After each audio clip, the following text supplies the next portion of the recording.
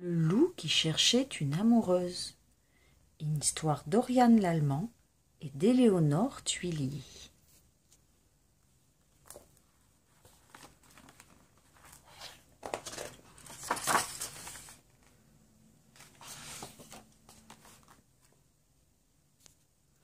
Il était une fois un gros loup noir, plutôt mignon, plutôt gentil, mais qui n'avait pas d'amoureuse. Il s'appelait Loup. Comme tous les ans au printemps, la forêt se remplissait d'amoureux.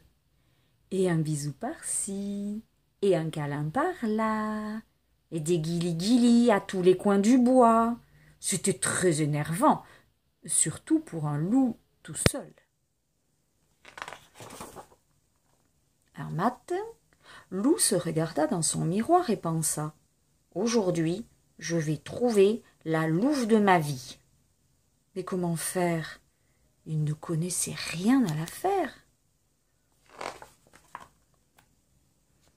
De bon matin, il alla voir Maître Hibou.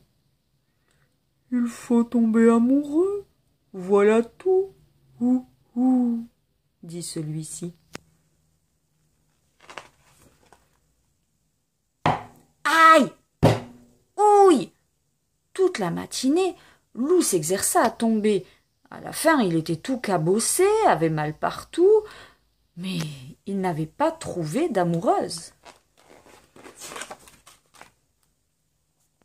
Il faut se faire élégant, séduisant, suggéra son ami Alfred.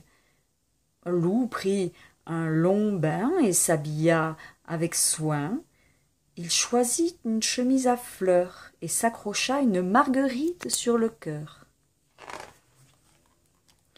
Il faut attirer l'attention, être original, phénoménal, expliqua son ami Valentin. Loup enfila ses lunettes noires de star et ses bottes de cow-boy. Il faut parler joliment, choisir des mots doux, caressants, dit son ami Gros Louis. Loup courut acheter un livre de poésie. Il le lut en entier et apprit tous les poèmes où l'on disait « Je t'aime ». Il faut un bouquet de fleurs pour l'élu de son cœur, conseilla son ami Joshua. Loup composa un joli bouquet avec les fleurs de la forêt. « Mais comment saurais-je que c'est la louve de ma vie ?» demanda encore Loup à ses amis.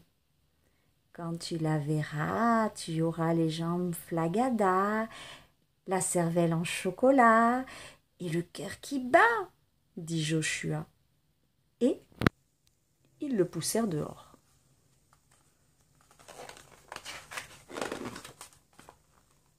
Ainsi équipé, Loup se promena dans la forêt. Il commençait à désespérer quand une louve apparut sur le sentier. Loup lui tendit le bouquet en récitant « Ce bouquet des bois est comme toi, ô louve sauvage et doux à la fois. »« Arrête ton blabla, espèce de gros bêta !» répondit la louve sans s'arrêter.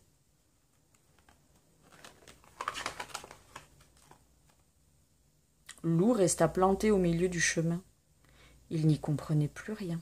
« C'est vraiment compliqué de trouver une amoureuse, » soupira-t-il. Il s'assit pour enlever ses bottes, quand soudain, vlan! Une louve très pressée lui rentra dedans. Il bascula sur le sentier. « Je suis vraiment désolé, » dit la louve. « Mais quelle idée d'être assis au milieu du chemin !» Loup se redressa, regarda la louve, et il sentit comme un petit clic à l'intérieur de son cœur, un peu le bruit d'une porte qui s'ouvre.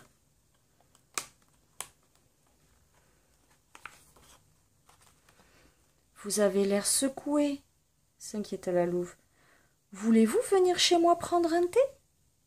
Avec plaisir, bredouilla Loup, et il la suivit, le cœur battant, les jambes flagadas et la cervelle en chocolat.